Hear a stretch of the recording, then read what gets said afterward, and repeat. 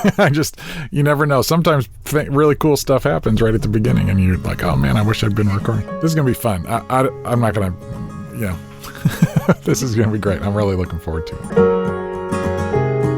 Passed out at the bus stop, a bearded man did lay. No one got too close to check if he was okay. He had a tattoo of Semper Fi, and God bless the USA.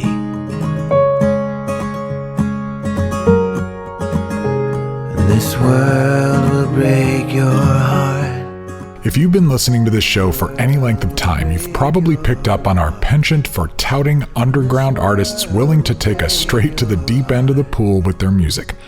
Regardless of the genre or the era, we are especially excited about the idea that there is music waiting to be discovered or remembered that can remind us what it means to really be human, that can draw us into the story of others, and that can open us up to something bigger than the ruts in which we often live.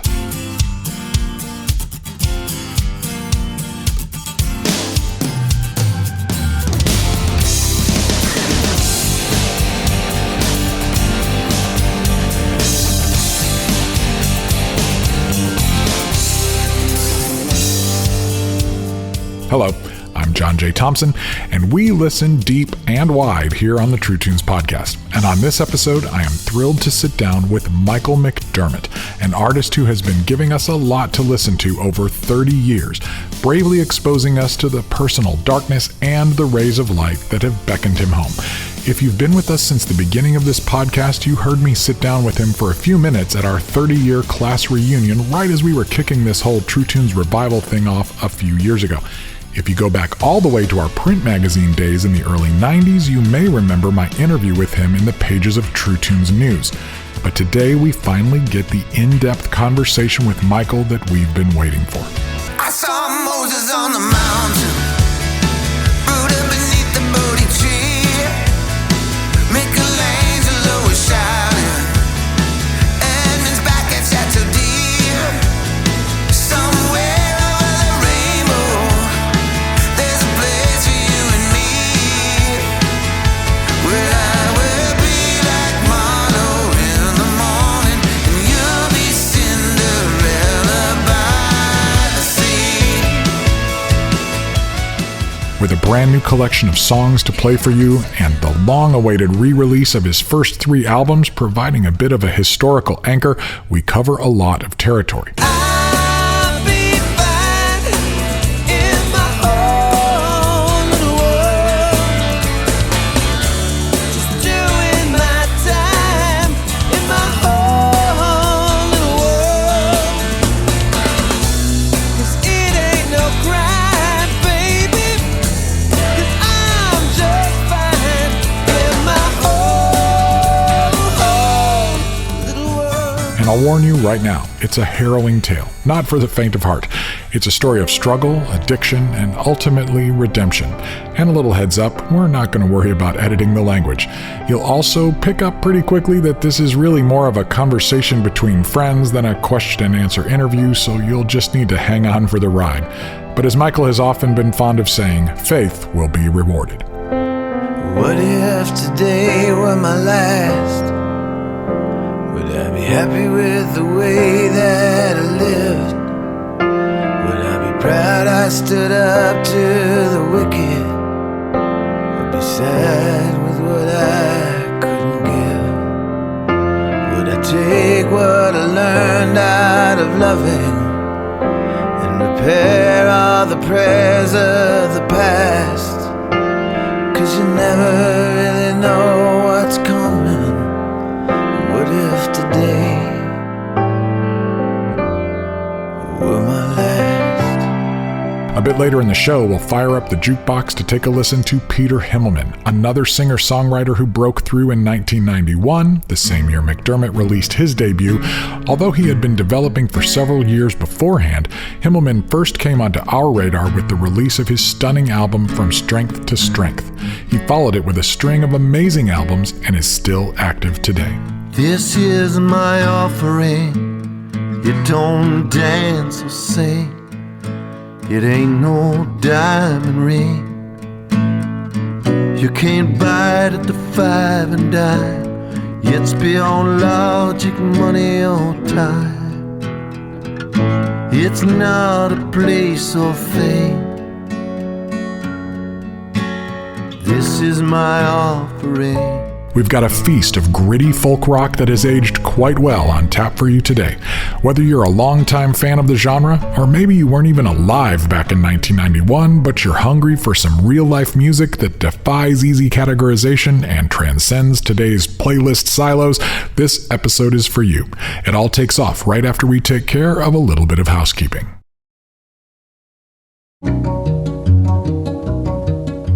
Hey, this is Mark Feldbush, and I'm a supporter of the True Tunes podcast. I've been reading True Tunes since it was a print journal and first on the interwebs in the late 90s. When the podcast became a reality, well, I knew I wanted to be a part of this ongoing conversation. I'm glad to say that folks like me and many others support the podcast with monthly donations of $5, $10, even $20 that help to cover the costs of producing and hosting the show. As a thanks for our support, we get early access to episodes and high-quality lossless WAV files of each episode that we get to download.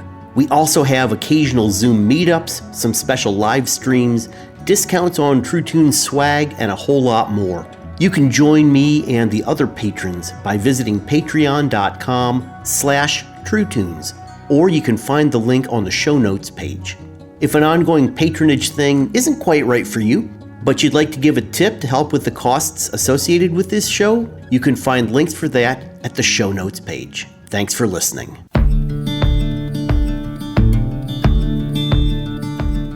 Hey, this is Ray, and I'm a Patreon backer of the True Tunes podcast. I also follow and listen to the weekly Spotify Gallery Stage mixtape that John curates for us every week. And boy, is it eye-opening. Every week, usually on Wednesdays, the mix is updated around 40 songs from brand new releases to deep cuts, and from across a wide range of genres, including rock, Americana, indie, gospel, blues, sacred music, soul, and more. I've discovered tons of new songs and artists, and have been reminded of things I love from long ago. It's also great to hear a mix that blends up great music that is just good, beautiful, and true. You can find the mix on the front page at truetunes.com or on the show notes page for this episode. And if you follow it, it will live there in your Spotify browser and update automatically every week. And don't miss the massive archive list, where all the previous lists get saved. It now features over 5,000 songs. And as great as Spotify is for music discovery, please support the artists you love once you discover them. Thanks. Don't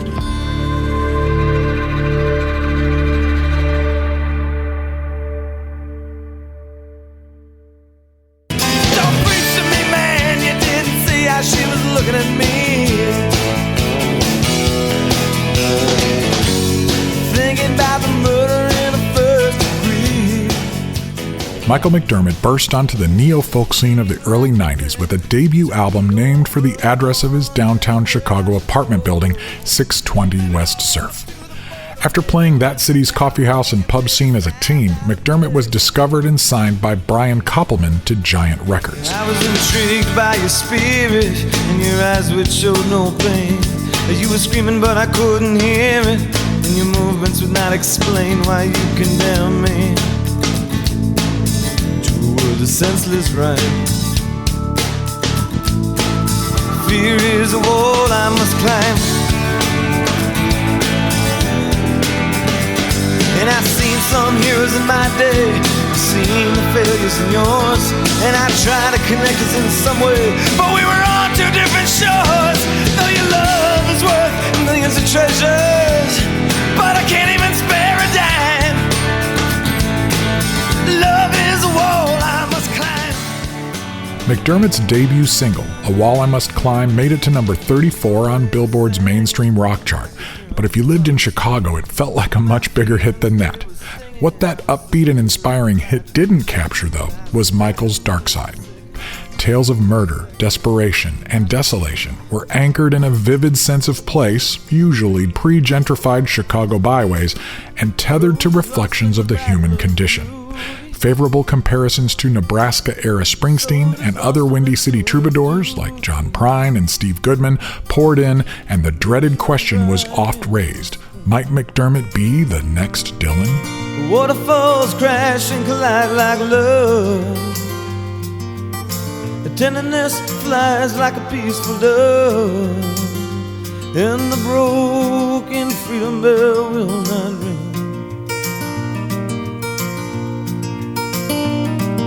Your disillusion shatters the windows of your charade.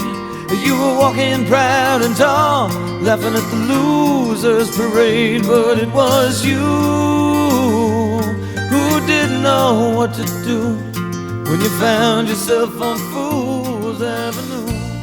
McDermott recorded a follow-up album for Giant in Seattle, but that album was shelved in favor of Gethsemane, released by SBK Records, an imprint of EMI, which brought much more of a modern rock flair to the proceedings. Everything about the album was more vivid, from the spiritual imagery and iconography to the impressionistic renderings of both the ruthless streets of the city and the human heart. I'm losing faith in everything.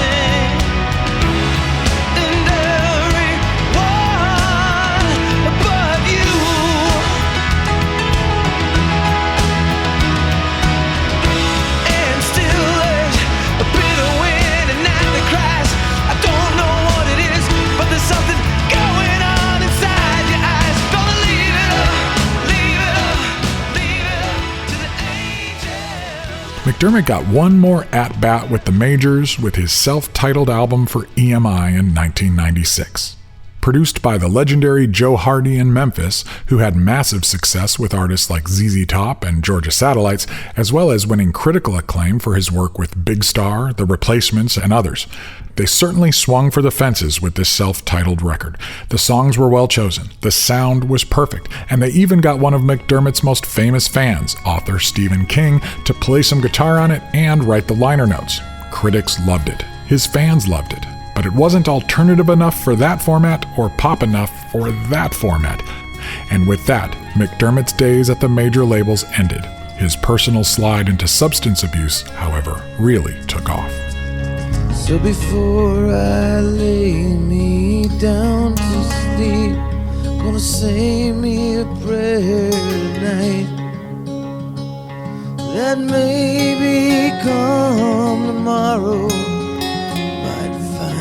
little leak of light, but still I'm hearing voices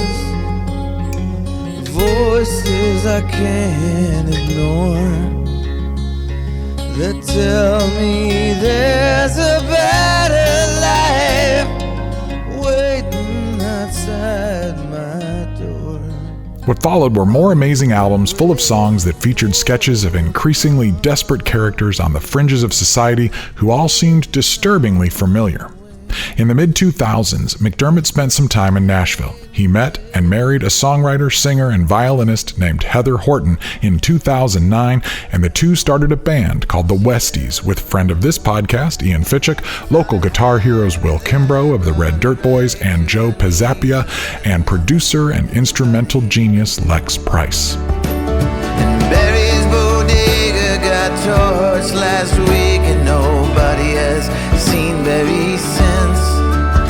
I heard it had something big to do with the Vig he owed downtown to Charlie and Vince. So cast your troubles away, boys. Cast all your troubles away. Hey, hey, the gangs are here, and ain't nothing gonna stand it. Since re-establishing himself in Chicago, McDermott has released a string of albums that have been getting stronger and stronger. He got clean and sober in January of 2014 and has maintained that recovery since. His albums Willow Springs, Out From Under, and last year's What in the World have documented his recovery road. Sam whispered to Rita, he said, babe, what's on your mind? She said, you could have done better. Yeah, but I don't really mind. He asked, is that Springsteen or Dylan that you're quoting from?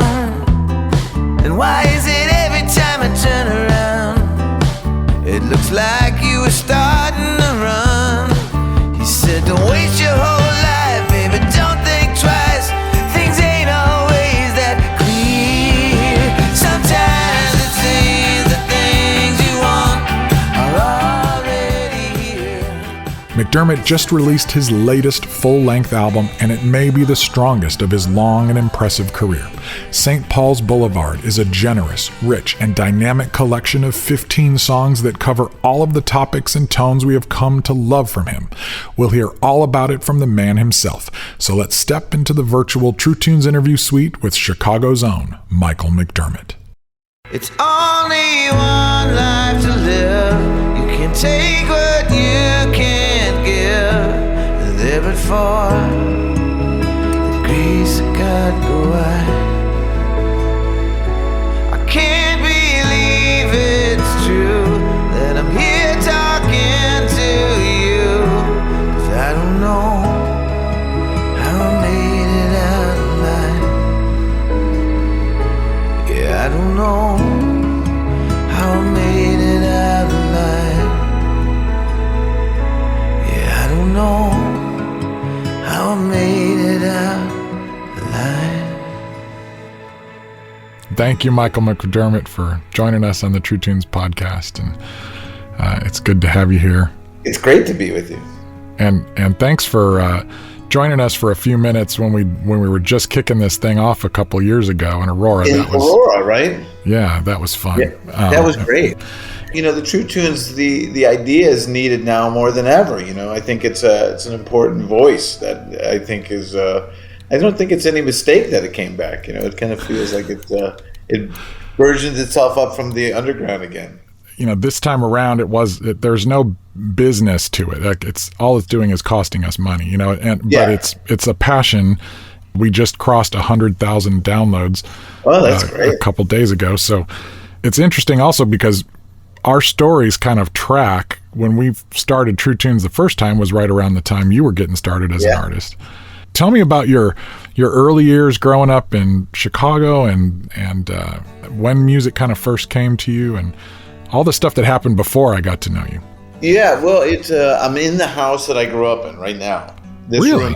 Room, yeah. My dad died in 2016, and my mom went before him, but they left me the house, which was completely underwater, and I was able to get the house back. And that's the one that's down there in the south side, like the Calumet City area, or Orland Park. Orland Park, yeah. And so I'm back in the house I grew up in. Now that can take a toll on a man, you know, because when we got it back, it was, you know, there's a lot of ghosts in here, and I didn't know if I wanted to be reminded of those every day, so we gutted it, and that took a long time and a lot of money, and but so I'm back here, so it feels, you know, it's a strange thing, and you know, because this was never part of the dream, you know. And then, after I travel the world, I'll come back and live and die in the house I was born in. You tell me I'll never know what it's like to be free, but nobody wishes they were you more than me. I was captured by the evening and its enchanting spell. I was too corrupt for heaven and too holy for hell. I was just an exiled dreamer who was so far from home. I was just a lonely dreamer who was dreaming all alone. What was it like growing up there in Orland Park in the 70s and 80s? Yeah, it's a suburbia, small town, monochromatic, like East Germany without the oppression. At least if you were white. right. And so it was very dull, you know, and it was it was the impetus for me to want to see beyond LaGrange Road, and right. And that was I think there are, you know, good things can be born out of this kind of level of boredom. And do you think that some of your consistent referencing of things about Chicago, like I think if we do a drinking game, which we won't do because we know that that's not healthy, but every time you mention the word diversity, you know, yes, as a character name, as a street, you know, which is do you think that some of that is because those of us who grew up kind of in the outskirts of the Chicago area romanticized the city, and so now we kind of personify it as a character in our lives? Yes, absolutely. It's like the template that exists in my head. And my dad, and you may or may not know this, but he parked cars at Clark and Diversey as a kid, and he would, at a place called Isbell's, not Jason Isbell's, so he parked cars there, and gangsters would have him hide guns, and they called him Johnny Diversey. So that was kind of like a mythical thing too for me. My dad was Johnny Diversey, like what a, like larger than life thing, and. So yes, it is totally romanticized, totally fictionalized. I'd still, and that's why I think a lot of this new record is about being how you can get stuck in a place in your head that you can't seem to get out of, and that's kind of how I feel about a lot of things. It gets tough to not look back sometimes, and it's because there's voices always calling your name, and you look back, and then you end up going back that way. Johnny was last seen down at the Clark Street dive, got the keys to a Beamer and began to drive. I still smile when I think of him.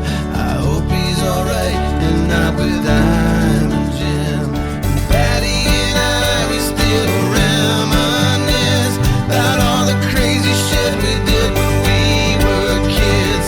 And that's all the story. I've got no advice. There's no advice given here in paradise. Hey Johnny, someday if you hear this song, I hope you know I wish I could have come along. But sometimes here, boy, you gotta think twice. It's the way you survive down in paradise. Do you remember as a kid there when music first kind of captivated you and you said, boy, I mean, everybody listened to WLS, everybody listened to the WXRT. We all were consumers of music in the Chicago area. But when did you say, and what was it that made you say, wait, I got to actually make this stuff, like this is me? I would go, there was a band that rehearsed nearby that I'd go watch, and I just thought it was cool. And they were older, they were in high school and smoked weed, and I was like, the kid in the corner, and scared of them all. And but it was, I saw the Rolling Stones in 1981 or 2, the Tattoo You, or no, right, whatever it was. But I saw them, and that was kind of like then the light bulb went on, because I was going to be an NBA star before that. So I went for very lofty ideas early on. Right. Not even thinking about the genetics and whether I could actually be tall enough to play in the NBA, which I couldn't. So then it was that. I was seeing the Rolling Stones, which is was the light bulb moment for me. There'd always been music on, Irish music or Nat King Cole or whatever, growing up and in the car, but it was a secondary thing until then, and then I thought, it was mysterious and exciting. It's 2:45. There's no one in the place except you and me.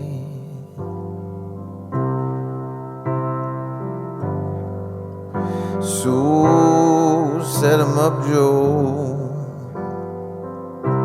I got a little story you ought to know.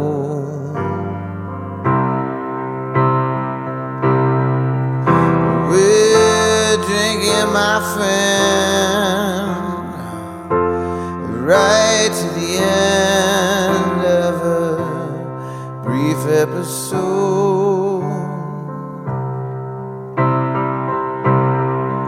Make it one for my baby, one more for the road. Was the Irish music and Irish heritage, was that a big part of your family identity? The Celtic roots and all that? It seemed like it, because that was like my parents' excuse for everything. Like if you didn't do well in school, well, you're Irish. If you're drunk, well, you're Irish. If you do well on a writing, well, you're Irish. Everything was this, everything, good or bad. So in that way, that's fantastic. Crosses and the trip to Ireland, but it was definitely instilled early on. did it ever take on any kind of more significant meaning, like the great heritage of Celtic art and the poets and the authors and the songwriters, Van Morrison, whatever? Like, did that ever kind of bolster you? Later. Or not as a kid, not at all. But it's funny. I was somewhat, and my dad knew he was deeply ensconced in our genealogy. Oh. We never saw him in the house because he was always in his office working on the genealogy, and he had it going back to like 980. Oh my gosh! And he, he's a bit of a storyteller too. But he, he had said we were, from the Kings of Ireland, and he had at some point said, next time you go over there, you got to go to this castle because it's ours. And I said, Dad, I'm gonna go. We're not gonna go, get out. It's ours. But the thing about being Irish is that, so he had it all going back, and it was all very oddly Irish. But I took that ancestry DNA thing and, just to double check, fact check his story, But as I waited, and then I got the update saying, it's going to be a delay due to high volume and all that. But I remember at some point I had a panic attack because I thought, what if it was all wrong? Like my dad got it all wrong, or it's just, and I thought about what if I was Russian or Turkish or whatever, and I thought I would be so disoriented in life if I wasn't Irish, if somehow or you find out you're adopted or whatever. Right. And, so, what if I, and it's funny, and it was scary to me. I got actually anxious when I got the results. I thought, oh no. And I was panicky, and I looked at it. It was 93% from Ireland, which is, and then 5% Scottish and Iberian Peninsula or whatever. Right. But it was funny. It was disturbing to me that how much weight I gave that, and it's because it defines us, and it should and it shouldn't, like. Who are we? Are we from where we came from? Is that all we are? Are we just a bunch of molecules? I hope not. I kind of had the opposite thing because my biological father was where the Irish heritage came from, and he was a nightmare. He was a criminal. Yeah. He was an alcoholic. He abused my mom. He was a terrible. He just brought fear into my life, and so. He was a great storyteller. He was really charismatic. He was really funny. He was a storefront preacher at one point. He was a complete fraud. He was just full of it. And so that whole thing wrapped up into some ethnicity. It was definitely something I was afraid of. And it was not until I was probably in my early 20s, and it was music that helped me connect with the more sacred, honorable traditions of the Celts. There's this rich heritage in Irish art. I just thought I found ways to get more connected to that, and then in a strange way start to feel better about that aspect of myself and realize, I kind of do have those aspects in me. Like I don't know that that's unique. I think we all probably, every culture has that stuff. Right. Because I do think there's this, and I have a newer song that it's called "I Am Not My Father," but it essentially in the song it unveils that we all are. Wow. Why do I talk like I am then? I'm not my father. I'm not him. But and I swore I'd never be like him, but yet I sound like him sometimes. And why do I do those things? Those defaults are programmed, I guess. April 25th, 1924. The late Charles Murphy to rest. 50,000 people lined the streets that day. Neath the St. Patrick's Cathedral's crest.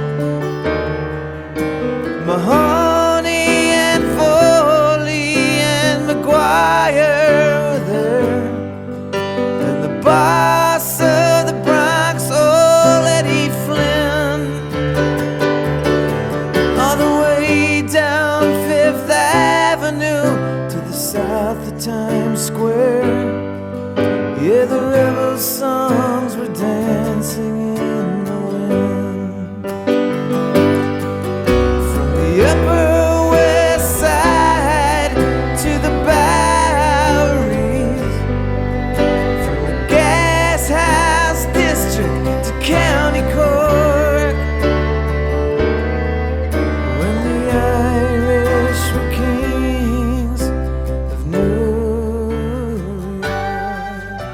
your parents, I remember watching you play once with your dad.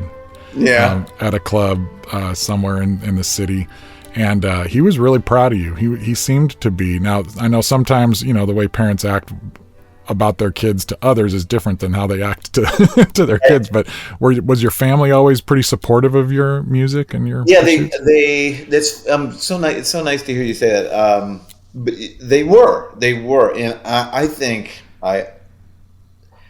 on some level, I don't know why this is, but I think I was, it's a cliche, or it's a common thing that was said. It was, growing up, I wish I had a better dad, and then now he's gone, I wish I was a better son. Oh, yeah. And that's kind of where I live, because I'll remember things that, I had this narrative, and I think I'm not sure it was real, right. And so they were supportive, and I forget that, and I heard, I'm working in, we'll get to that later, because you're responsible for the reason I wrote a memoir. But I was talking, the guy helping me put it together worked in a record store on the South Side, and said his friend did. And his friend would say, "Oh my God, Michael McDermott's dad drives me crazy because he comes in every week and he takes all his CDs and moves them to the front of the store, but like pretends like he's record shopping, like he'll be like." And I thought that was a great story. But yes, they were supportive. It was they didn't love the idea of like, I want to be a musician. Like, wait, you're not going to go to college? No, and they didn't like that at all. And so I think they had given me some kind of deadline. That, but things happened fairly quickly, so I was lucky in that regard. But yes, they were supportive, very supportive after that. And then when things went south, when I didn't have a record company and money was drying up and I had very few options, then they were really supportive. Because they could have said, "Well, now it's time to get a real job," but they didn't. They let me kind of, grind it out, which was and let me fail, really. My old man, I don't understand, and neither does my mom. Sometimes I look at him and smile, 'cause I'm my father's son.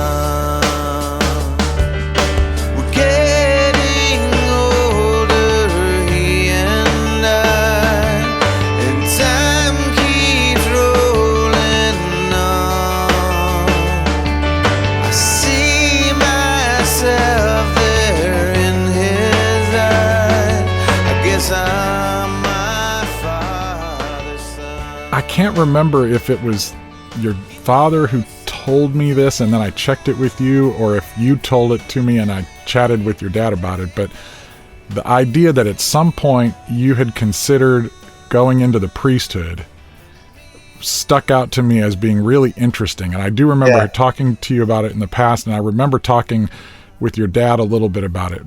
When did that happen, and what was that spirituality angle like, and that thread through your family? How did that come about? Well, I always love talking to you, John, about these kinds of things, because you're so open about it and you're not rigid. I thought of you even knowing I was going to talk to you today.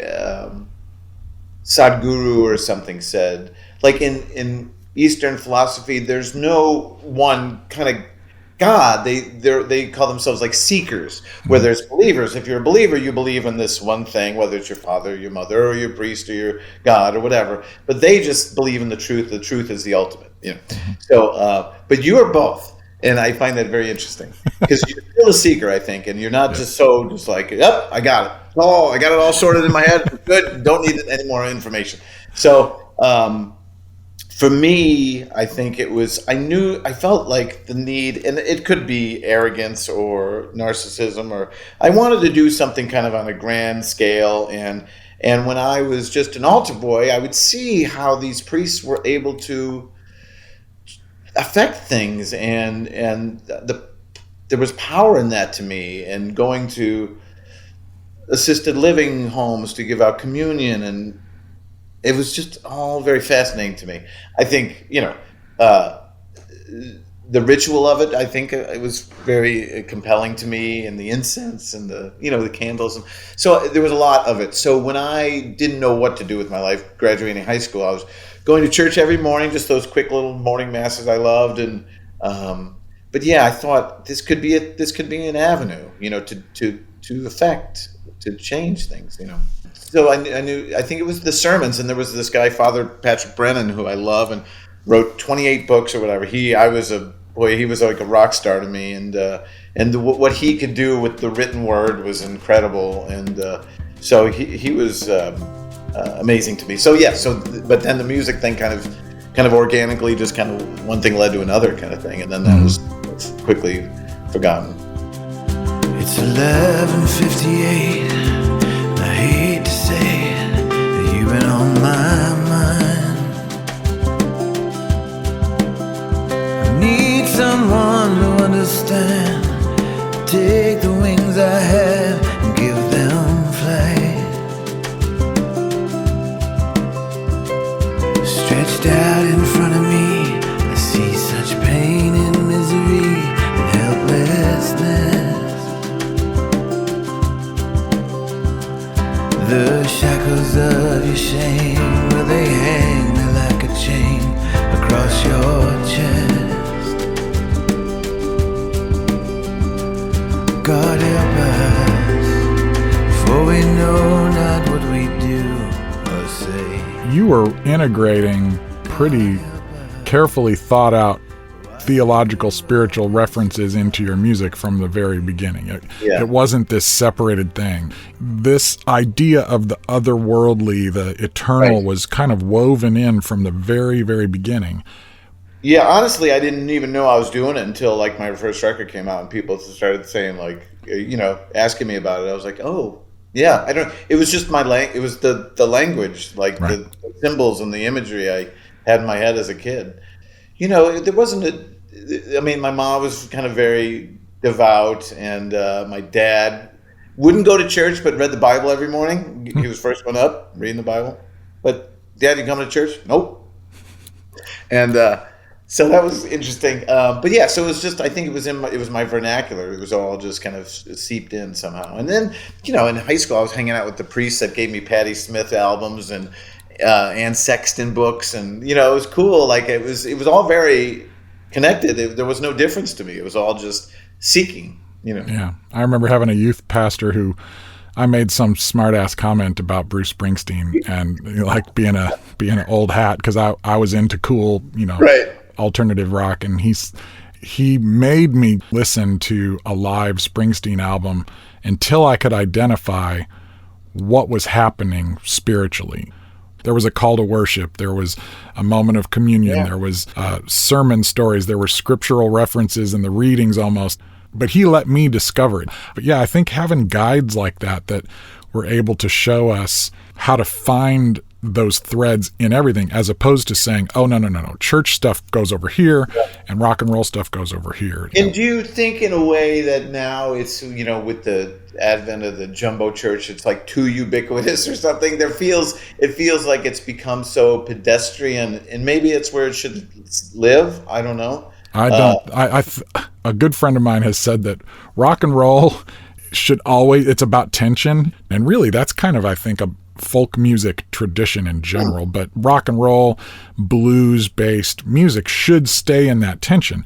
I think that the mega church era of using the accoutrement of rock and roll to do stuff that is devoid of tension, it is all about cleanliness and perfection and stuff, then it's really lost it's really not, it's just got the sound, it's got the drums and it's got the electric guitars, but it's really no longer in that tradition. It's something else. But do you think they use that as a tool, as just a marketing tool to kind of, but why does it have to be so homogenized? And because I think that's what people want. I do.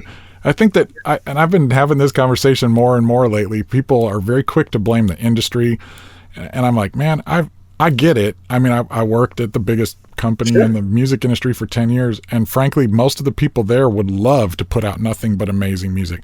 The fact is, people like bad music. Right. Most people like stuff that sucks. I mean, that's not just limited to Christian music. That's just across. Most people like movies that suck. They like music that sucks. They like paintings that suck. Because most people aren't looking for stuff that's going to challenge them, that's going to be really interesting and thought-provoking and difficult. They're looking for decoration. They just want something that's kind of like... And it's because, like, to use that word you use, tension. They have enough tension in their lives. They don't exactly. need it. Right. So if they don't want it, if they just want some, something decorative... Right. I don't feel a whole lot of animosity towards them in that moment, but I do think that it's good to offer up. There will come a time in their life when they will be looking for something that resonates with that tension, because we all will hit it. We're going to go back and listen to this stuff. We're going to watch the films that make us feel like we're not alone, that make us feel like this path, there's others on this path with us. Right. So. Time is abused with these hotel blues. Walking my way, the revelation of the ruse. Looking for the comfort of understanding. Looking for some peace in my heart. Seeking ye shall find, asking ye shall receive. Direction in the dark night, faith to speak what you believe. Strength to stay right together when you're 2 minutes from falling apart. I will be free someday. Free someday. From these things that drag me down.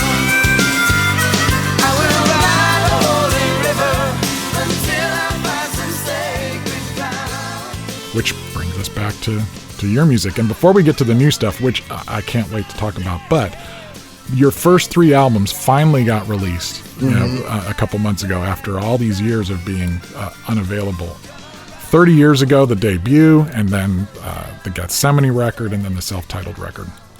How does it feel to you to go back and listen to those records, and you've brought some of those songs back into some of your sets, and what's it like to go back and... It was amazing. It was emotional even, It's just great to have those back. Listening to them, I feel it was vaguely familiar, I know that guy. Oh, yeah. It's like somebody telling you the story like they told you a long time ago. Remember? Oh, yeah. And you kind of bullshit that you don't really remember, but you go, oh, yeah. And then, we went to that. Now I remember. So it's kind of like that.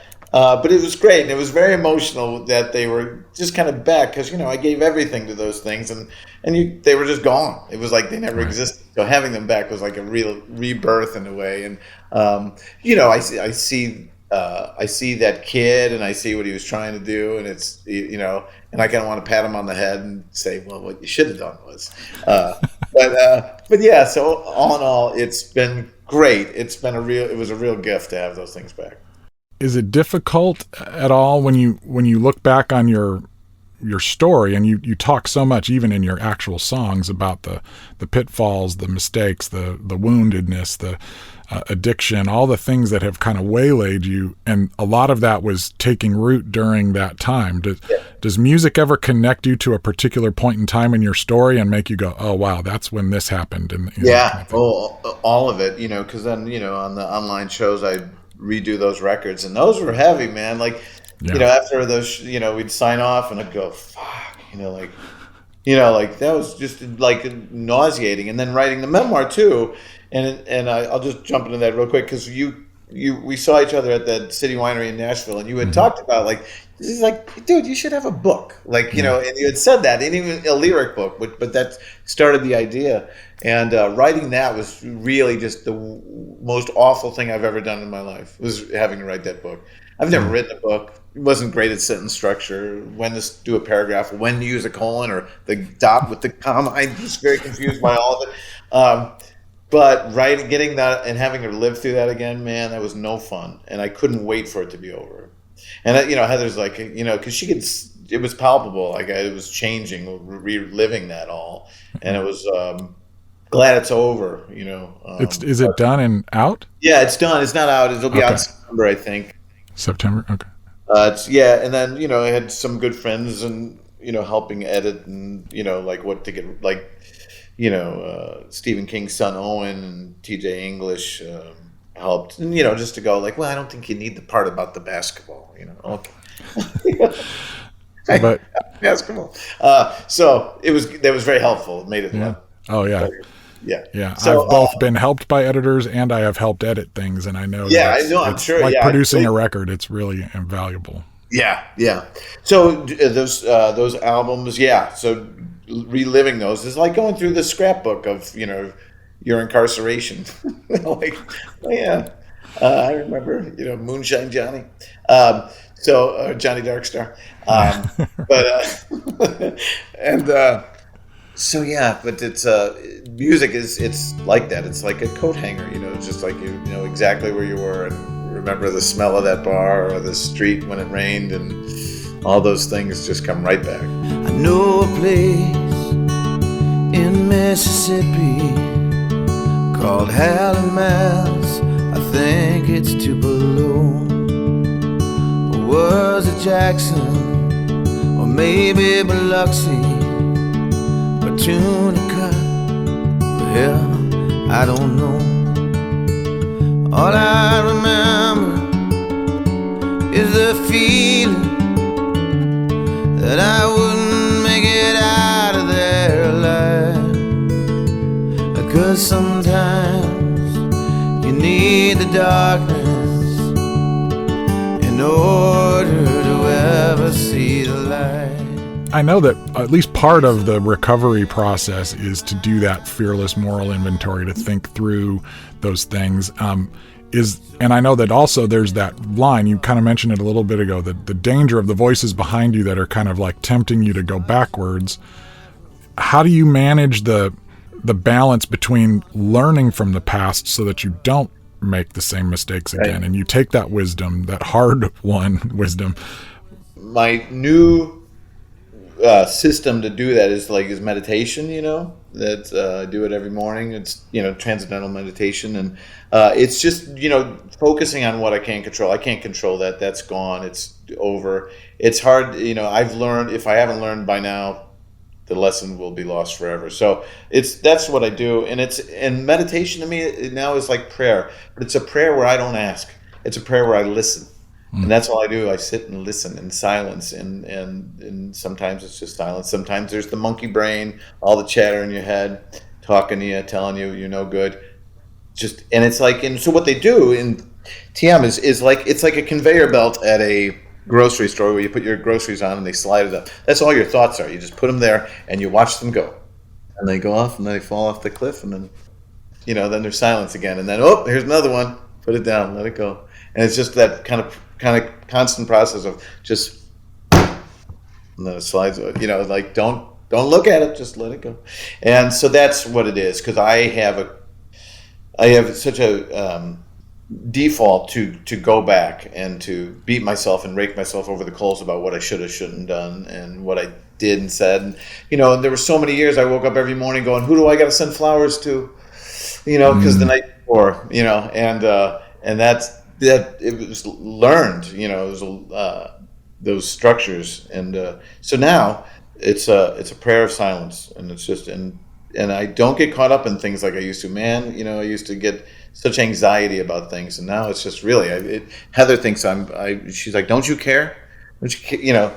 And it's the school shooting. It's just horrible, but I don't. And I will act when I can. I have no control over that. It's just horrible, but I try to. I will vote when the time is right, and I'll do whatever, and I'll sign whatever petition, or I will go protest.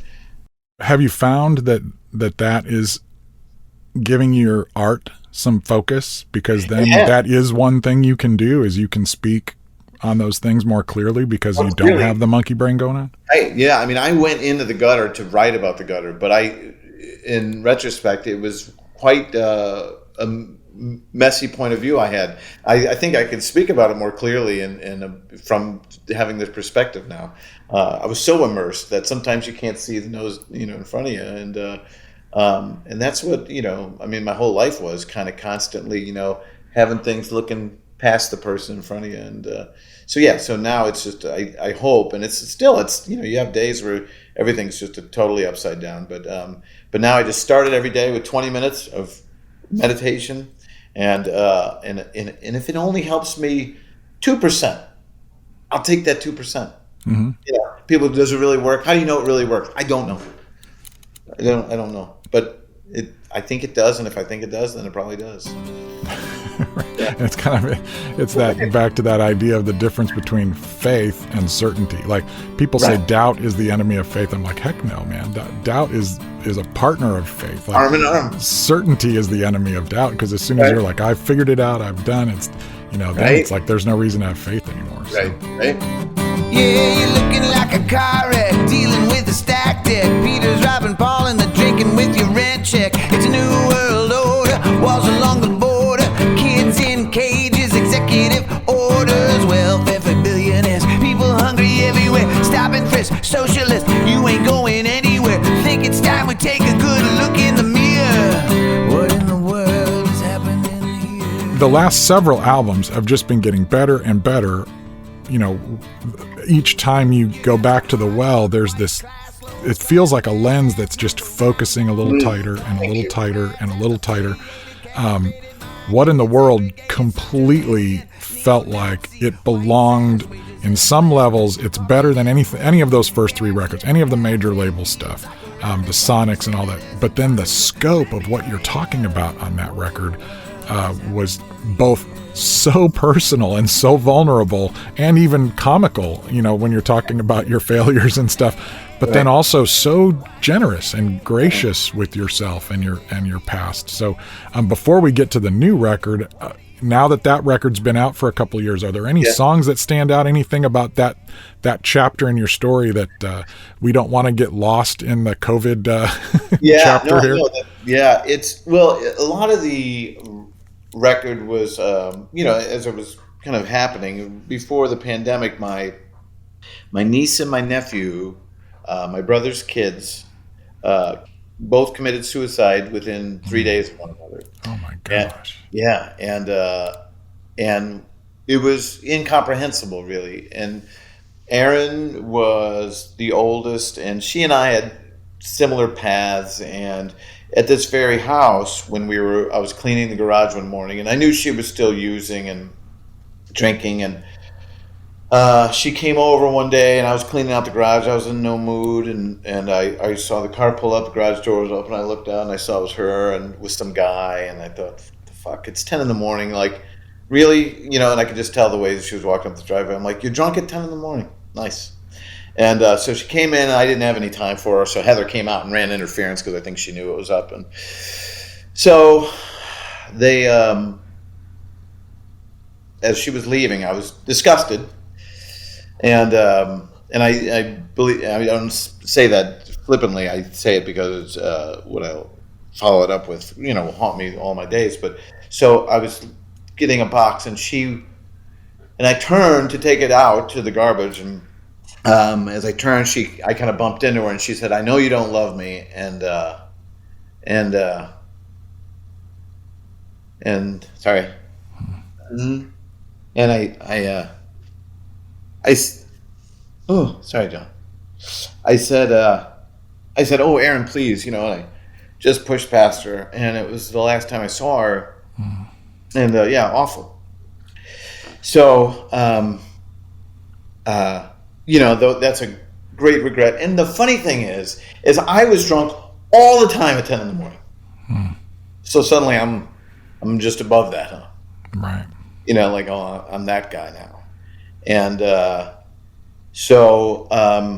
and she called me, and I didn't answer too.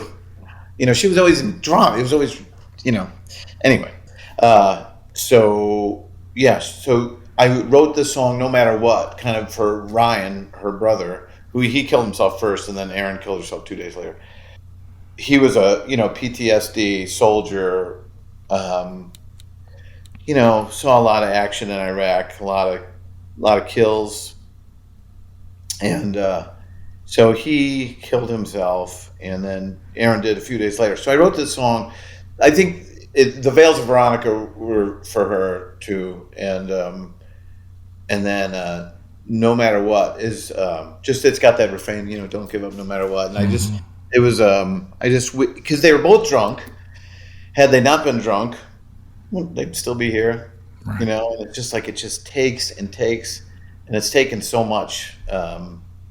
It's hard to see, and you just get sick of it. Like the news story today, you just get sick of it. And so, yeah, that record it's a beast. It's, there's a lot in there, and and originally I called What in the World Subterranean Trumpsick Blues.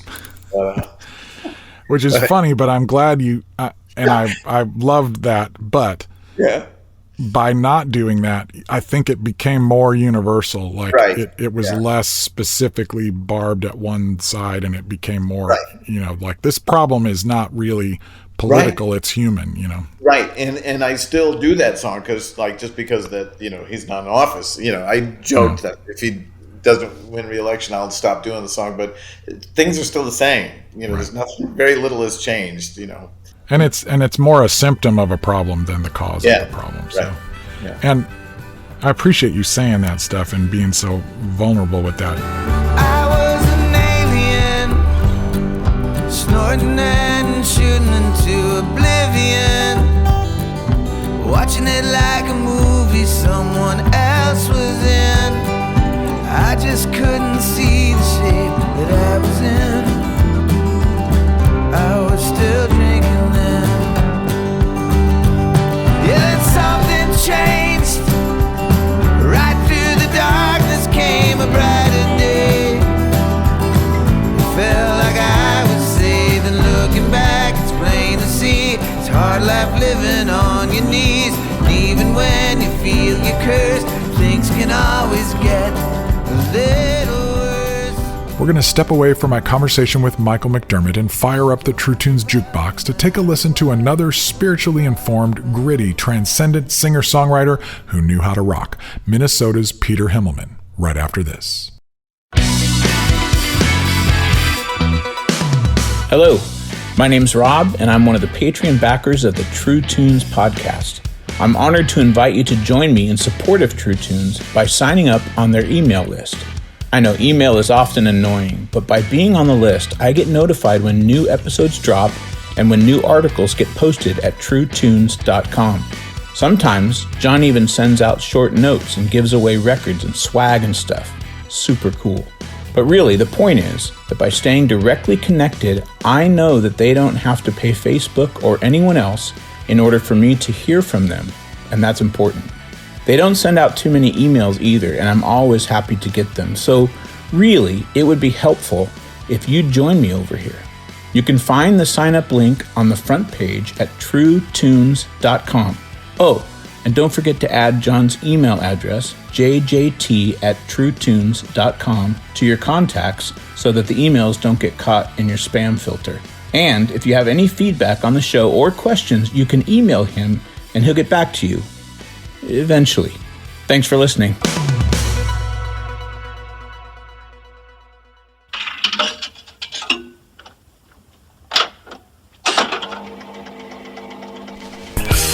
What is it all about? If not for loving you, I'm out of time. I need some time to be with you.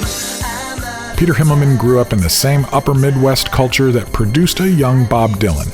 And while his first musical pursuits were more in line with the new wave and alternative rock styles of the early 80s than anything anyone would associate with Mr. Zimmerman, by the late 80s, having broken away from his original band Sussman Lawrence and having released a couple of well-received solo albums, Himmelman found his groove as a folk-based singer-songwriter who knew how to rock and wasn't afraid to lean into his faith when the tape rolled.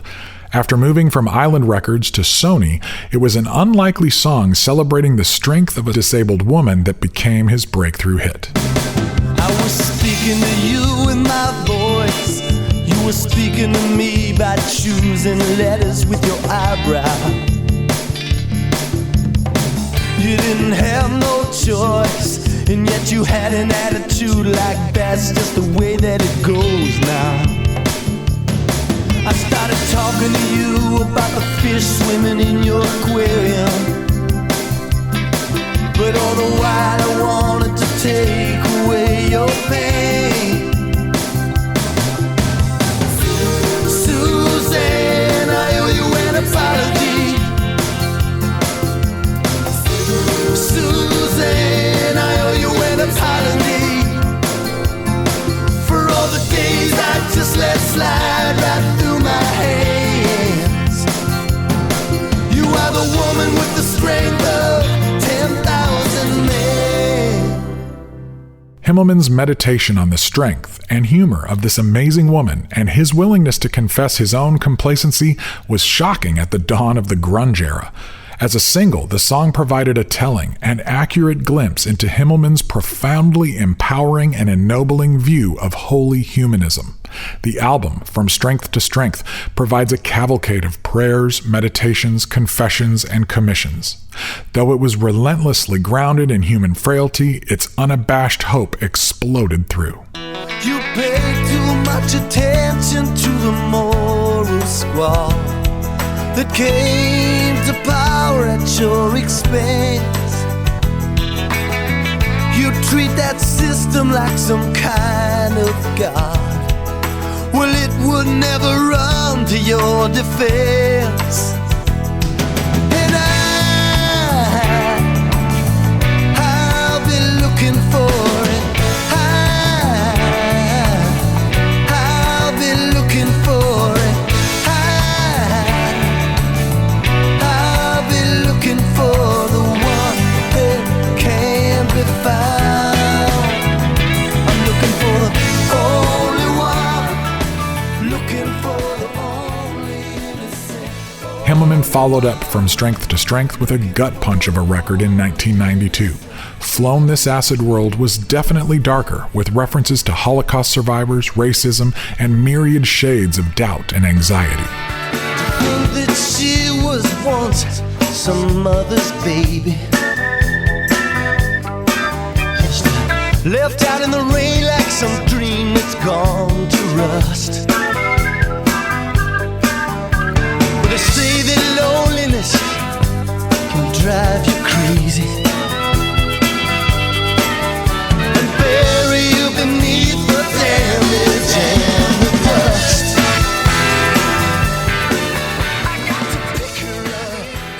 1994's Skin took a conceptual look at rebirth, renewal, and growth by exploring a Jewish reincarnation myth for signs of relevance. It's a gritty, at times almost psychedelic version of folk rock that wears its impressionist spirituality on its sleeve. It's also a sonic wonderland, a prog folk masterpiece, and one of Himmelman's most obscure releases. I'm standing in a coliseum where 500 million angels are laughing at me. And on a screen as big as the sky, the details of my life unfold. I swear I'd gladly have the skin ripped off my back than to spend another minute in the presence of this life. I have said it run away. One surprise that awaited me the first time I saw Himmelman perform was how downright hilarious he is in concert. He delivers absurdist commentary between his emotionally, spiritually, and intellectually intense songs with a droll lilt. I once saw him impersonate his hometown hero Prince for a whole song, completely straight-faced. Once, when my wife Michelle and I were privileged enough to be asked to sing some backing vocals for him at a club in Chicago, I saw him ask the bar manager for an empty Jack Daniels bottle, which he proceeded to fill with tea. He carried it onto the stage, opened it, and guzzled the entire bottle before settling in for the set. The crowd roared. What type of song do you want to hear? Song about hate, love, whatever. It's up to you. Don't name titles. Just name the emotion that you like to hear depicted. What? Steak? Want to hear a song about steak? I got plenty of those. What type? Is this a grilled steak or fried? What? Huh? Is that agreed? Everyone wants to hear a song about a steak? A beautiful song, a poignant song about a steak. Okay, let's try that one, because I think this is part of the lyrics, okay, guys? Let's see.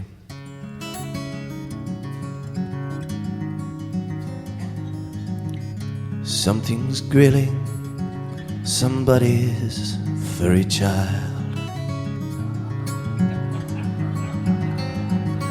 Some want it well done, some of them just rather let it run wild. This is a song about steak, maybe the only one you will ever hear. This is a song about steak, the child of a cow and a steer.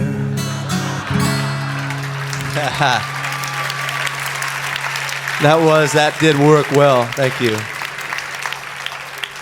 That was good. His shows were a disorienting and intoxicating blend of humor, insanity, caricatures, and songs that made you want to cry and smile at the same time.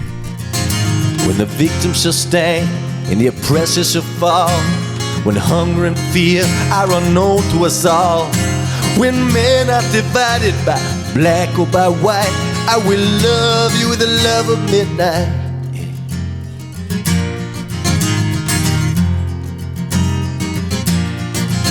We will stand at the pinpoint between darkness and light, where the truth is made so plain to see.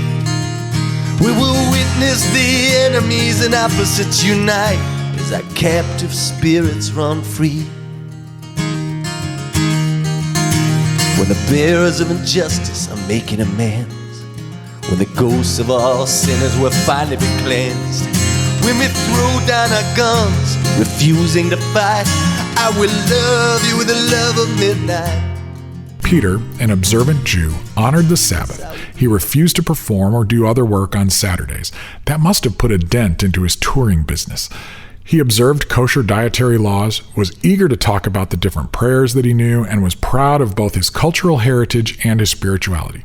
He never came off as preachy, just passionate. Sacrificial till you feel sacrificial, like you can't keep the vultures at bay. Sacrificial till you feel sacrificial, like you're giving yourself away. Like you're giving yourself away. Up on the altar, up on the pile, bound to your predilections, attached to your desire. Like a lamb to the slaughter, like Abraham's firstborn. Better to bear your burden in silence than to bear it all with scorn. In the late 90s, he began releasing what would eventually become a series of imaginative and funny children's albums, which, unlike most of his other recorded work, fully integrated his silly side with his serious musical and lyrical acumen. I got a new computer, I got a good pea shooter, I got a slide trombone and a cellular phone, but I'm bored.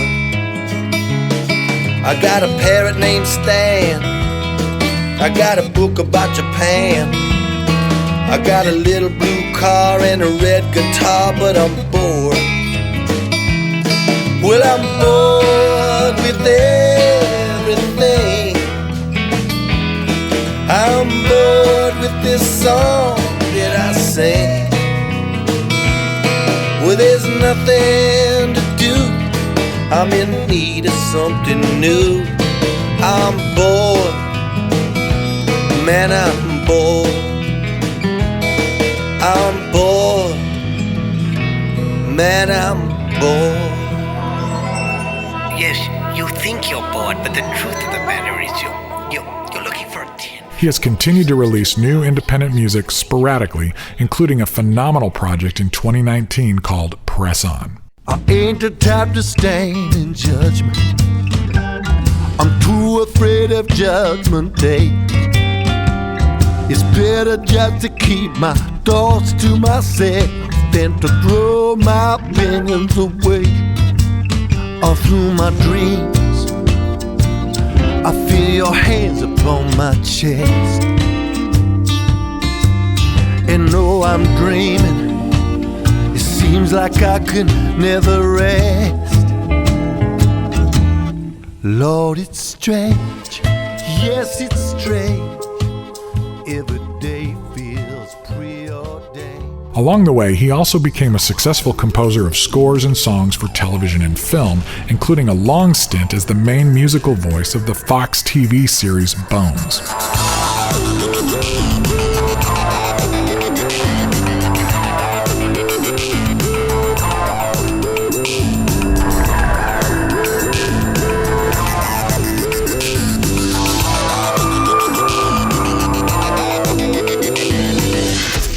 Behind the scenes, he started a leadership company called Big Muse, through which he's worked with major brands like The Gap, Banana Republic, and even McDonald's, helping them improve their internal communication, leadership styles, innovation, and general cultures through, you guessed it, songwriting. Why am I not surprised? Himmelman, who has actually been using songwriting for therapeutic purposes as far back as the early 80s, has long appreciated the deeper power in the sound, and he uses it well. I'm filled to bursting with faith in you. Since I woke to this world anew, gonna sing your praises all across this land. Since I woke up a brand new man. Woke up this morning like a new man. I got myself a brand new pair of ears. I can hear the rhythm of time, Lord, Lord, and the slow passing of the years. The slow passing of the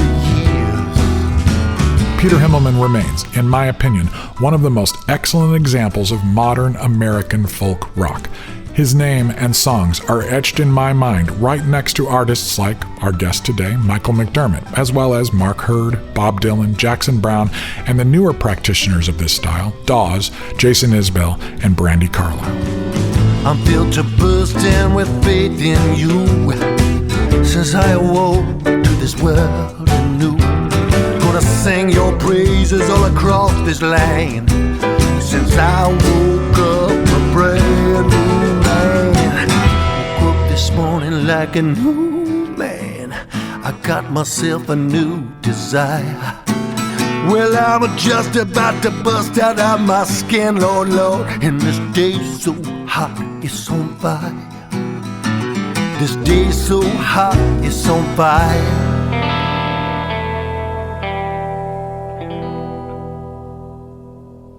All right, let's let the old jukebox cool off a little bit. We'll take a quick break and then be right back with the conclusion of my conversation with Michael McDermott.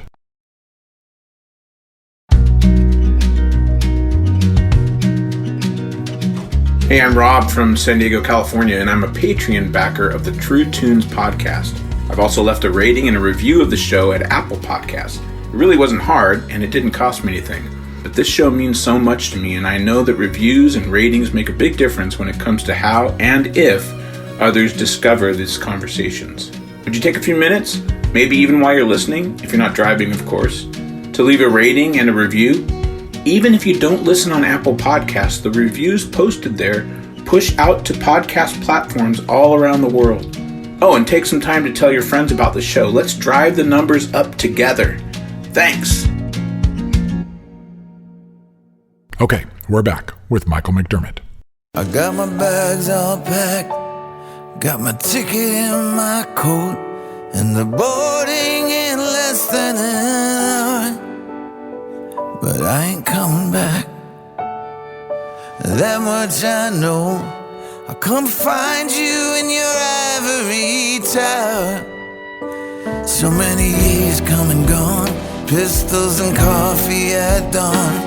Won't you please send back my regards to all the lost souls stranded down on St. Paul's Boulevard.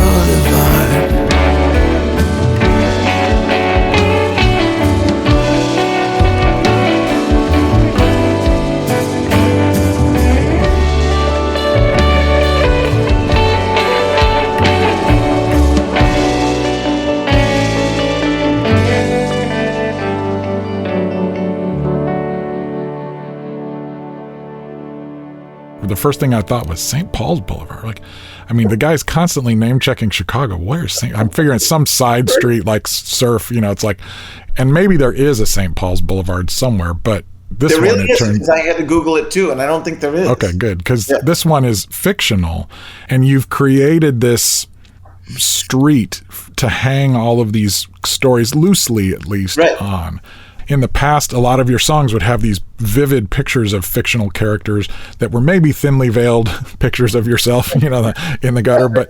But now you seem to be able to engage pain in a way that is finding the meaning in it. So tell me about the process of this record. Yeah, and it wasn't, again, it was just kind of happened that these songs that I was writing kind of all seemed in my head, like, Clark and Diversey or St. Paul's Boulevard really to me was like Wicker Park, and from like 99 to like 07, like in that period of where there was I was immersed there. There were a bunch of artists around. There was a lot of drugs, a lot of mayhem, a lot of people going the wrong way. A lot of then, you see girls get into prostitution. You see people become crooks, dealers, whatever. It was all just, and for whatever reason, all these characters kind of seemed to be, though St. Paul's Boulevard was nicer than my memories of Wicker Park at that time.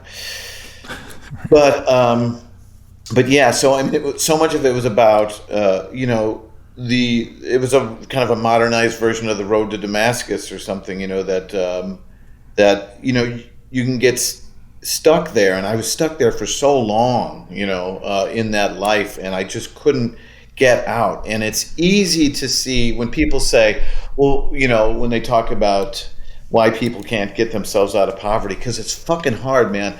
And and when you get arrested and getting back into society, and when you got a record, all those things, they just are designed to keep you down, and it's impossible. It's just fucking impossible to get out of those cycles and addiction and trauma and pain. And and there was this great thing, Gabor Mate is this great addiction specialist. He said, if you just look at addiction differently, like why, you don't ask how long have you been addicted? What are you addicted to? It's just like you were avoiding pain, you were avoiding loneliness, you were seeking control. And that's everybody. You have no control over your life. You can't get out of this ravine you're in. And another thing I was thinking I would add to that is that the criminal element it's a group. We all kind of want to belong to a team, and you look across a bar and a guy's got drugs, and there's a wink, or there's a it's a secret language, and it's and that's what was kind of so attractive about that. And when you have nothing going for you, those things are very, very romantic and very compelling. So, but St. Paul's Boulevard is just like of all the stories, and it's a lot of regret in there, and a lot of my memories in this album of those times of just the endless meandering and the endless idling of my life then, and and it's looking back with that time is so precious, and the time we squander and piss away doing for all the foolhardy things we do, and the silly things we chase. Anyway, it's just all that. It wrote itself, really. A lot of this album just kind of it was just a lot of those things I had been in me for a long time, and a lot of the brokenness I was still kind of coming to terms with, and how it all went so wrong. And I'm sorry for the things I've done, and that which I have not, and for the things I can't forget, and that which I forgot. And I have heard it said that God's delays aren't God's denials, but I catch a glimpse of heaven every little once in a while. Yeah, we spend so much time here just going in circles with all of these games that we play. So let's just say today is New Year's Day. It's interesting to me that you mentioned that road to Damascus, because Paul has to go from being a Pharisee who's brutalizing, terrorizing, murdering people for their religious beliefs because they're a threat to his power, right? In order for Paul to get off that path of destruction, he has to be knocked from his high horse, where we get that cliche, blinded by the light. Right. Thank you, Bruce Springsteen. And then humbled and sent to ask for help from people.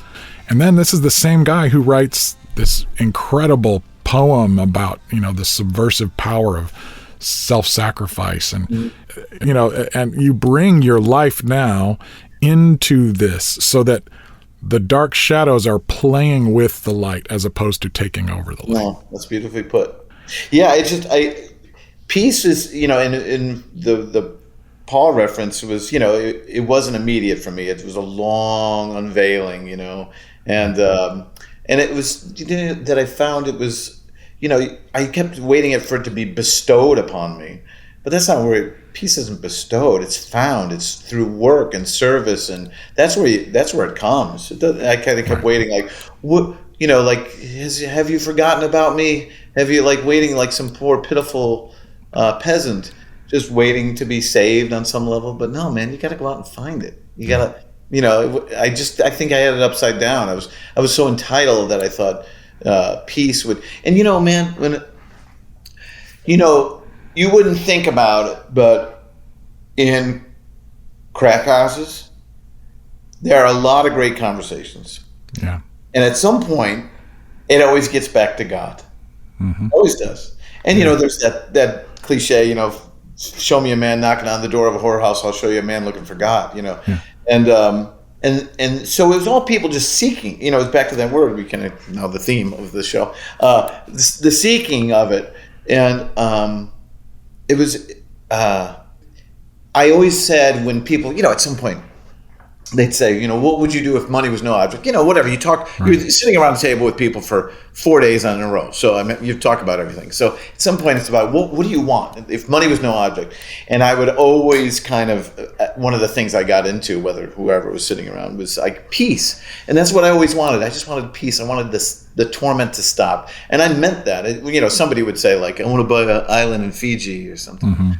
I think that's really ultimately what I wanted. And I found it, just through the work. I just wasn't willing to put the work in. And people, you find this in recovery, people go, is your life out of control? Yes. Do you want your life to change? Yes. Do you want to do the work? Well, what do you mean? What do you mean work? That's where it stops. Right. Like, I don't know about work. Right. Because I was so entitled. I just want, people, want things to happen to them. But it was just a lot of work. And it just took me a long time to realize that. Yeah. Look on over yonder. I see a new day marching in. With all the weight that we've been under. Yeah, we're gonna rise up again. So here's to all the people left scattered by the wind. I heard a voice come from the steeple say, remember the wound is where the light gets in. I've listened to the album a number of times without sitting and looking at the names of every song, just trying to let the project as an album hit me. Certain phrases, certain kind of ideas keep popping out. Stronger in the broken places, and then wounds are where the light gets in. Tell me about that dual idea of there, that we're stronger in the broken places and the wound is where the light gets in, and how important that was to you that you keep bringing it up throughout this. Yeah, well, I think it's, to go back to what you were saying, to make sense of the pain, like to make it all, that it wasn't all just a waste of time. And the funny thing is also too is that I never understood what people liked or related to about my songs or whatever. Like, because when you're in that mode of the addiction mode or the I don't know what it is, the spiritually bankrupt mode, is that you think nobody can understand, like no one understands my plight, man. No, when you're addicted, no one does more drugs than me. When you're drunk, no one drinks more than me. When you're in trauma and you're in pain, nobody has pain like me.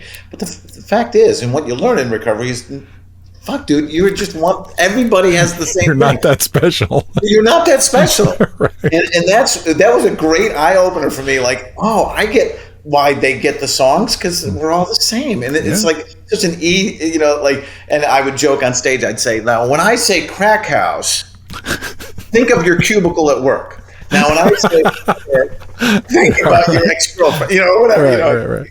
And so those things, those are the tenets of my existence, is we're stronger in the broken places, because I wouldn't trade it, because it's the journey. This is the reward is not the destination. It is the journey. And man, it's been a hell of a one. And when I look back at all those nights, just really, really desperate, half-finished suicide nights where I was wandering the streets looking for Lakeshore Drive, or getting pulled over with an 8-ball of Coke under my front seat, any of it. It all led me here.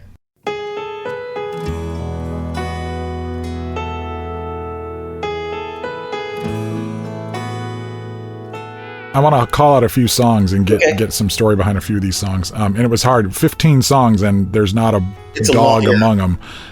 So it was hard to narrow it down.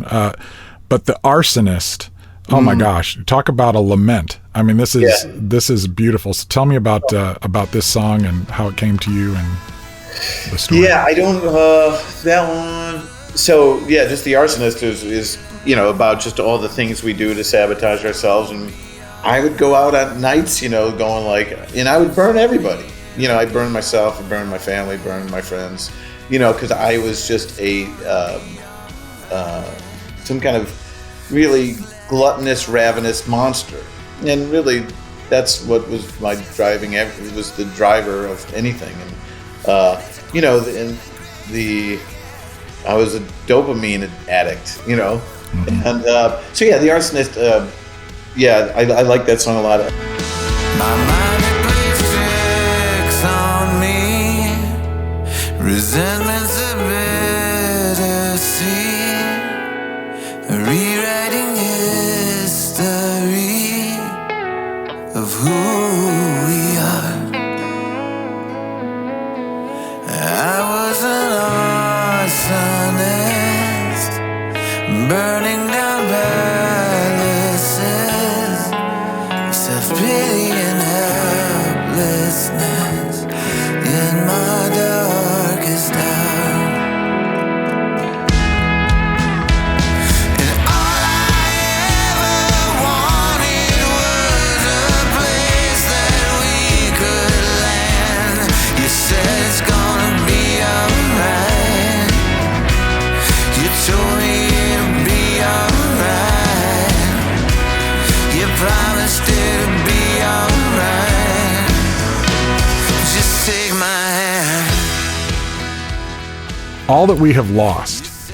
This feels like a slight turn into some new territory for you. I like that you're covering so much ground, contemplating the things that we've lost in a negative sense, but you seem to also be suggesting there's some things that we kind of need to let go.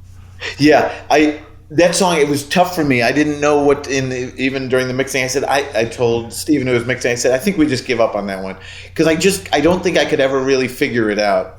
Really, it was more of a feeling than it was an idea. It was just that there was so, the wanting to rip your chest open and to kind of be okay with all of the tragedy, the thing, the schools, not to be cool with it, but just there's so much pain. But at some point, you just got to accept that as a reality of the world we live in, and but we're gonna be. We just kind of got to keep pressing on, and control what you can control. I mean, I guess that comes back to that. It hit me, this idea that the innocence we've lost may have been a myth itself. When you talk about Buddha and the Buddha's teaching, and you talk about Jesus on the cross, just a really powerful juxtaposition of ideas to say that this is not a new phenomenon that we're going through. And so even during the last presidency and all the chaos, and then I at some point there was a documentary on somewhere, but it was about the 60s, and man, I mean, it made me feel better about like today. I mean, the 60s were insane. You know, the assassinations, the war. I mean, the rioting. I mean, it was maybe it was just because it was a 2-hour documentary, but it seemed like this. You know, like it'll always be like that. I mean, it's always going to be like this. And I'm not saying don't care or be apathetic. It's just like control what you can control. I just don't know. I think, the Carlin thing, they call it the American dream because you got to be asleep to believe it, Right. We're programmed constantly by our phones and our TVs and all that. And when you go to Europe and when I'd go over there and be away from all kind of news sources or whatever, it was nice. My life was better. All that mattered was my family and my work, and it was nice. It was a simple life, and then you come back and you turn on the TV and the TV's going in the background of the house and you're wandering around and you pick up the phone and you get your notification from the New York Times and, it's just like, oh.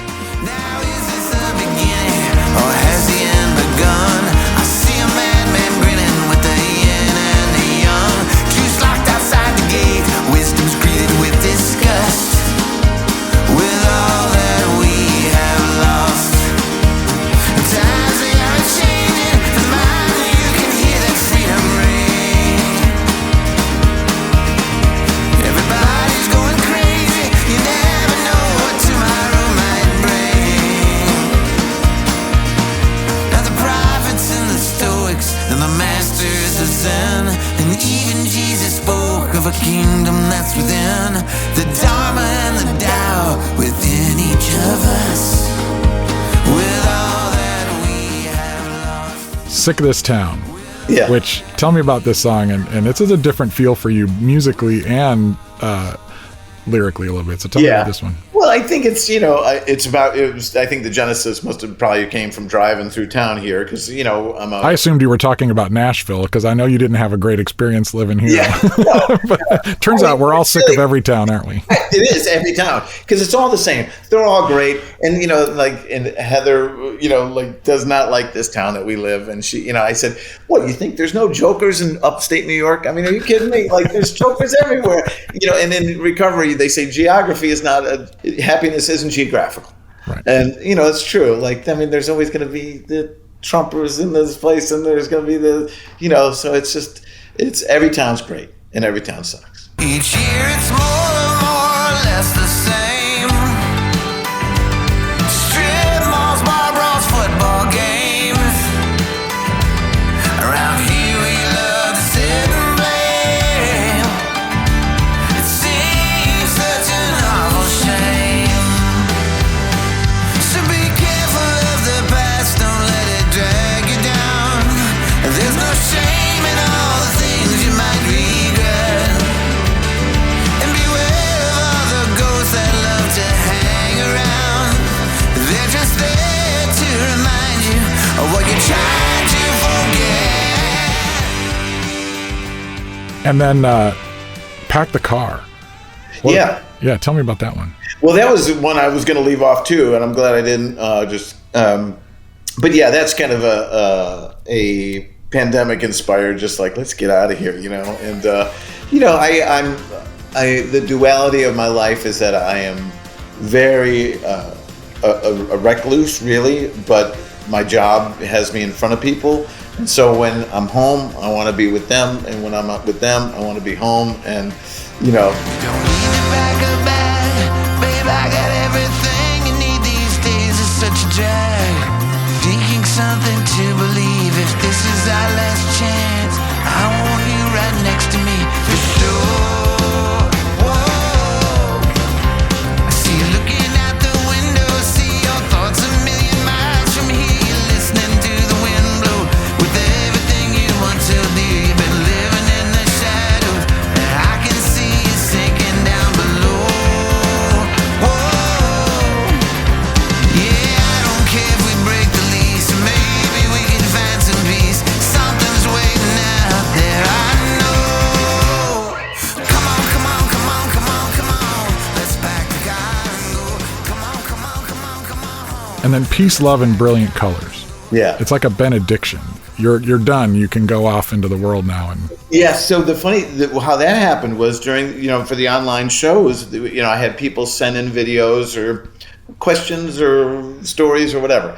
So I got a video from a woman in Texas, Mary from Texas, and so her video, I'd get the stuff and then upload it in for the show, and her story was about meeting me in the 90s, and I was pretty drunk and I was leaving the gig or whatever, and she like tapped my shoulder as I went by, and she's like, "Good to meet you, Michael." And in my inebriation, I like stumbled by and I looked back and I was like, and said, "Peace, love, and brilliant colors." And I walked up or whatever, and I was like, "Oh, get out of here!" I did not say that. It's the biggest jackass thing you can say, but I was like, "That's fucking awesome!" And I was like, "I'm gonna write a song about it." So I did. So that's what I did. That is hilarious. What a drunken jackass, like, "Peace, love, brilliant colors." So that became her thing that she would tell people, and I was like, "I'm stealing it back." That's great. I have heard it said by somebody that was smarter. To thine own self you must be true. 'Cause the voices in your head tonight, they're screaming bloody murder. When it feels there's nothing anyone can do. You told me one night when I didn't have it in me, I hate to see it happening to you. You said every now and then we are bound to stumble, and every now and then we are sure to fall. Call me dreamers and lovers, sisters and brothers, and peace, love, and brilliant colors to you all. Peace, love, and brilliant colors to you all. You spent the pandemic dialing in a really high-level online show from home. How did that weekly live stream thing and connecting with people that way impact you as a songwriter, as an artist, your relationship with your fans, all that stuff? Yeah, it was amazing, and it developed a community of people. Like, there's always like your fans or whatever, but now it's like a community. It like exists without me, which is amazing. And I leveled the playing field. It wasn't like, here I am weekly and I'm gonna sing to you. It was just like, I'd give the mic to people so they could talk, and then they'd have their moment, and it was great, and people really felt connected, and then were able to put faces with names, and then they are friends now, and romances have burgeoned, and so it's been amazing, and for me, just playing songs as a writer, you realize what works, I think, and that's why that song didn't work, because what was that all about? Like, or, you see stuff in your work that you go, I don't know why I did that, and that's why that song was not that good. So that's been just helpful. It's like a class of a workshop. Yeah. Do you think that the role of the troubadour, the songwriter in the community, is probably different than the role of the rock star in the community, and that sometimes we have to disabuse ourselves of the rock star clothes? And when we get back into that role of being the troubadour, now you're sitting around a campfire with people, and your job is to serve them. It really felt like you were engaging those people as the chief servant. I wonder if that has an impact on how you craft the songs. Then, I don't know how it could. Yeah, because it's it was all like letting people talk, giving them power. I think was really helpful, and it. I learned things about them, and they had great insights, and it was just really, it was like almost like an extended AA meeting, where you just go, that's a good point. You're like, so, usually shows, I'm not learning anything because I'm up on a stage and playing music, but these were educational for me.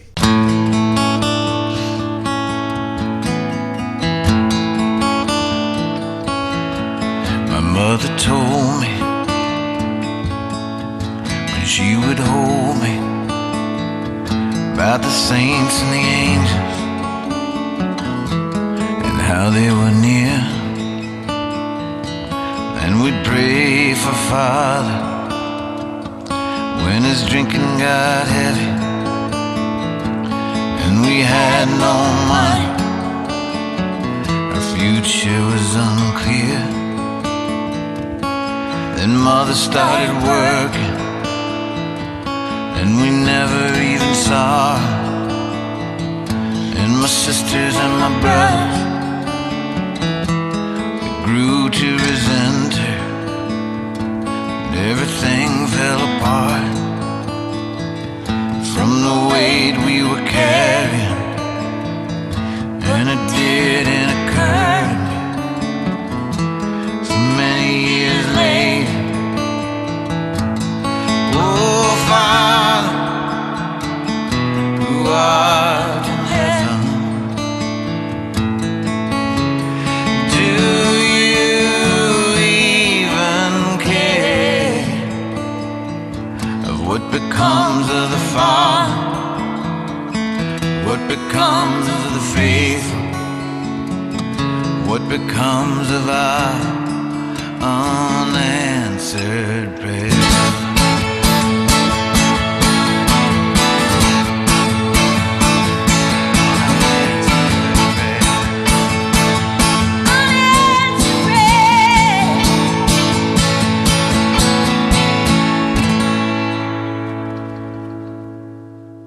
So what's the future looking like as far as gigs and live streams? And this record is out now, so what does it look like? Yeah, I'd love to do both. Both. I mean, obviously, just serves my nature of just wanting to be close to home. If I could do that, I think there will be some kind of hybrid version, but it's definitely things are opening up more. And for them, I noticed that. See, for me, it's great because I could use videos and movie clips and all that, and it's been fun. It can make it more like a TV show. But for people that we have been watching 2 years of online shows, when they come to the show, they go, "Boy, there's nothing like seeing you in person." Where I'm like, "Oh." Like it's I like being able to have like clips from Robert De Niro in The Mission and Their Wonderful Life, and I could cue all these fun things, Boulder, or whatever. That's fun. But last question. So imagine you're speaking to a young artist who is essentially in a similar position that you were in when you were 19, 20. Got some potential buzz, got a cool song, bag full of cool songs, nothing but open highway in front of you.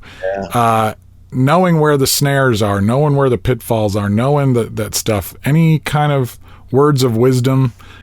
Yeah, that's the amazing question.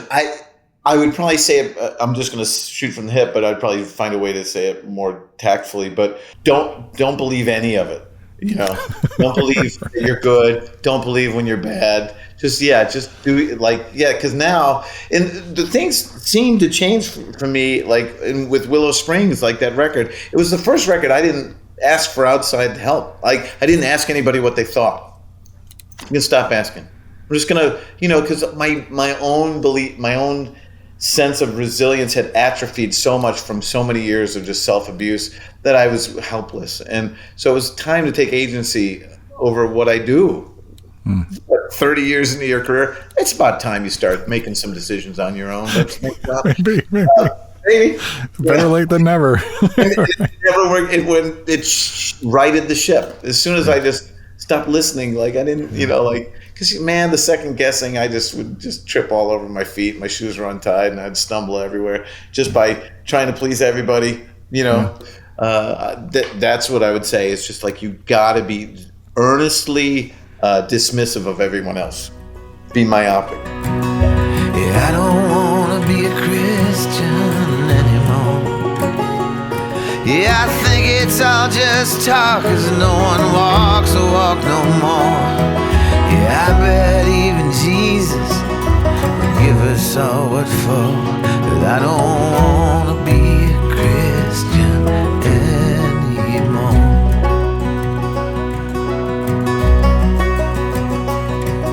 Yeah, I don't want to be a folk singer anymore. I think I'll write me a big hit song and I'll be loved and adored. I have handlers and groupies, hell, you know what that's for. But I don't want to be a folk singer anymore. Yeah, I have me $1 million and me and Bono will be friends. And I'll never be a folk singer Man, thank you for taking some time with us today. John, thank you. I love great. talking to you. Yeah, you're brilliant, and it's always you. Whenever we do interviews, it's always me walking away with more knowledge than you, I'm sure. So I appreciate it. I don't know about that. That's funny, is I found a couple of cassettes of us doing interviews 30 years ago. I'm going to see if I can maybe get some snippets of those for little at Harrington's or something. Yep, and one of them was at Harrington's, one was on the phone. But wow, yeah, it's been a long time, but it's just great. It's great to see you walking in your power, man. Were there pint glasses clinking in the background?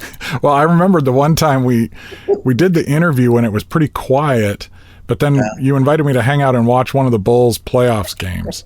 Yeah. And so we moved over to the bar, but I had to drive all the way back out to Aurora after we were done. So I wasn't going to, I think I had one beer and then was drinking O'Doul's or something like that. But you and then your friends all showed up, and you were like the king of that bar. Like, and it was crazy. And at one point I walked across the street and I bought 2 boxes of wings from the KFC and brought them over to the bar. And then I was the king of the bar for about 5 minutes because I had wings. You guys had a rule where anytime, if I remember it right, anytime somebody dunked, everybody did shots. And everybody kept offering me shots, and I kept trying to politely, like, no.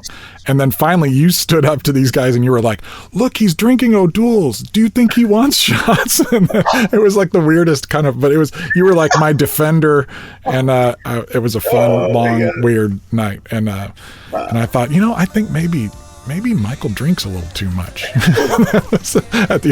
We walked back out to the car afterwards, and anyway, those were the early days, man. Yeah, those are the early days too. Yeah, I remember you telling me that too. But yeah, it's just great to see what you've done with this record and the last several records. It's just fantastic. So I'm really hoping that a much bigger audience starts to find it. Thank you, sir. Thank you, John. I love you, man. So here's to all the lonely. Your time will come again. There's a part of heartache that is holy. Just remember the one is where the light gets in.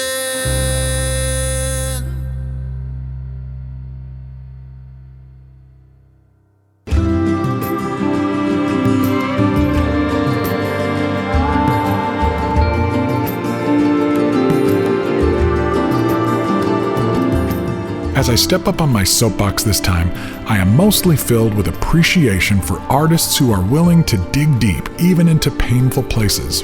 There's an undeniable power in brutal, brave, artful honesty.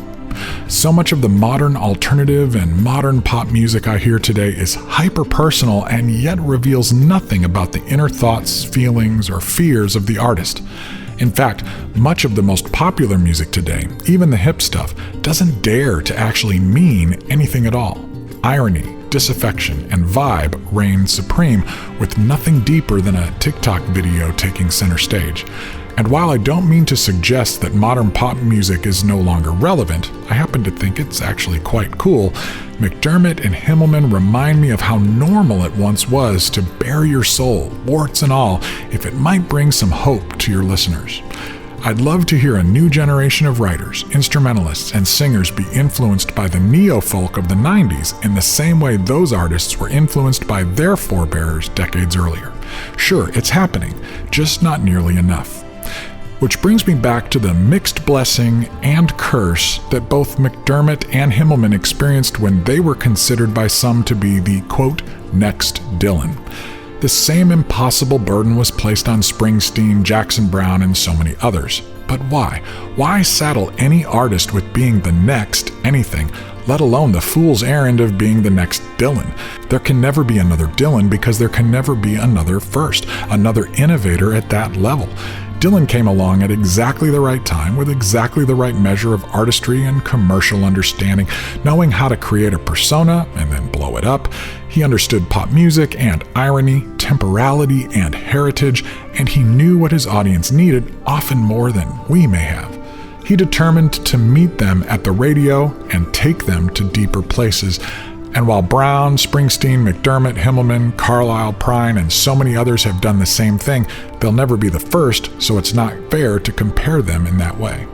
But I sure am glad this tradition is pushing forward. I need this music now more than ever. Okay, I'm climbing off my soapbox now.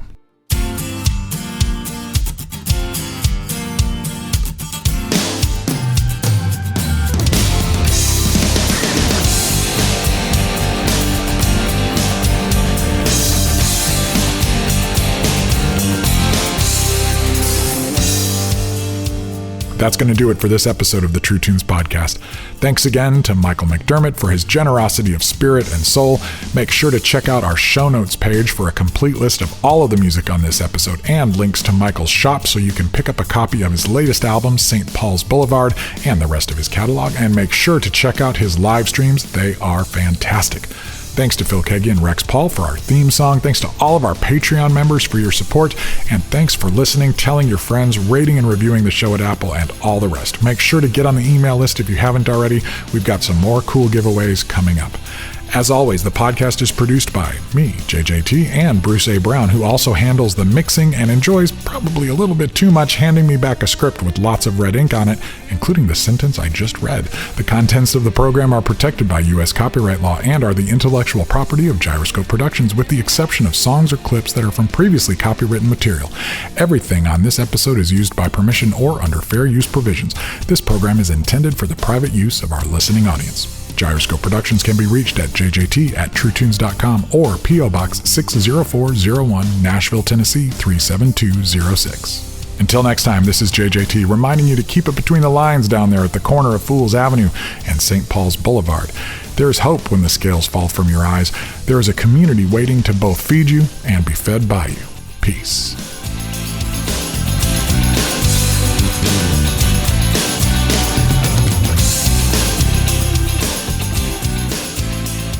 Reality, man, reality. I could see the center of the earth, all the way down, the purple flame down there, the pilot light. What do you think, Joe? Cartwheels? Sugar cubes. I'll make you book. He's been dropping that acid we've been hearing about.